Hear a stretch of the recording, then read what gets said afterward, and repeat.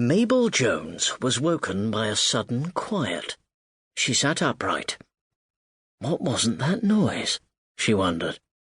The city outside was strangely soundless. The neighbours weren't listening to the TV. The cars weren't driving up and down the busy road. Even the mice that scuttled under the floorboards observed the eerie silence. A most suspicious silence. Mabel listened very carefully, but even with her eyes closed really tight, she couldn't hear where the silence was coming from.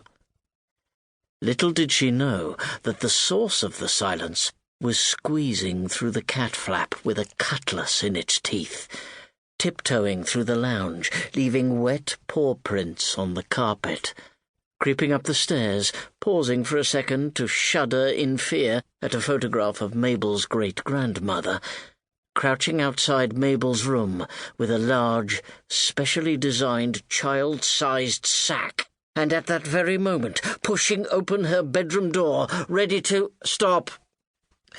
Wait. Before we witness the terrifying sight of young Mabel Jones being skillfully bagged in the dead of night, I believe it is time to reveal the identity of the creature that has invaded her home in such a deafeningly silent fashion. Let us shine a light into the shadows and reveal the sly beast that lurks in the corner. Who are you, creature? And what's with the sack? The creature's whiskers twitch. Some fur that grows in the wrong direction on top of its head is anxiously straightened with a licked paw. A pause. Then it fixes us with its sorcery eyes and blinks nervously, whispering, I is ominous hush. It speaks! And to which species do you belong? I is a silent loris. A dastardly breed.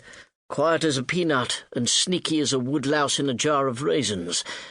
What brings you to the bedroom of poor, unfortunate Mabel Jones? I is the bagger on board the Feroshus Maggot. The bagger? The bagger what bags them children. I gots the proper fingers on me paws that ties the proper knots that keeps the wriggling little snuglet safe inside. Surely not young Mabel Jones. He performed the sacred deed, the deed that seals the deal, the deed that binds it to the captain for a lifetime service aboard the Feroshus Maggot. The creature leans close and whispers, The deed that shows it's a pirate in the making. She didn't. Not the deed? It did. It did. We saws it through the captain's telescope. Goodness me, the deed was performed. What's that, reader? You know not of which deed we speak? Of course not. How silly of me. You probably haven't spent years aboard a pirate ship. You probably haven't ever sat around a fire on a tropical beach, finishing the last morsels of a freshly grilled parrot.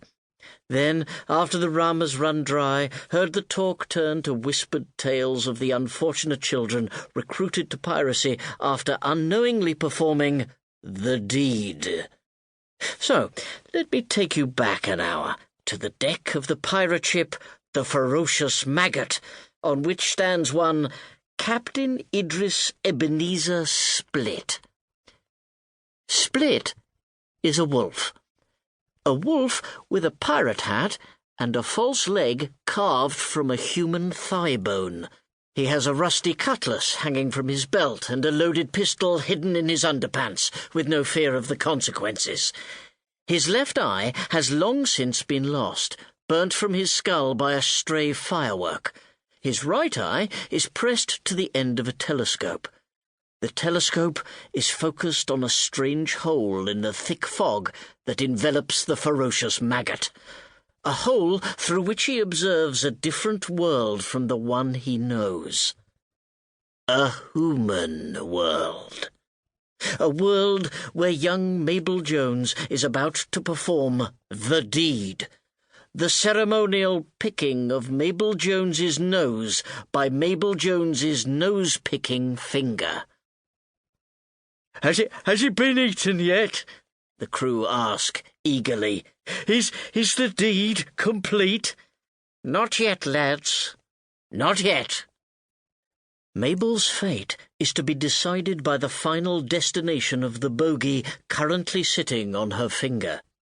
The finger that now pauses precariously between mouth and wall as Mabel makes the decision whether to eat or wipe. Will she eat it?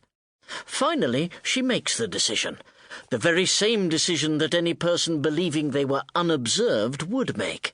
The same decision being made across the world at this very moment by head teachers, policemen, dinner ladies, and parents, but especially by head teachers. She eats it. Split allows himself a toothy grin. An extra pair of hands aboard ship could come in useful.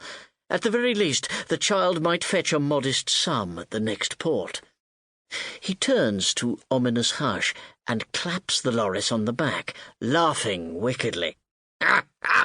Fetch your sack, for tonight you go child-begging.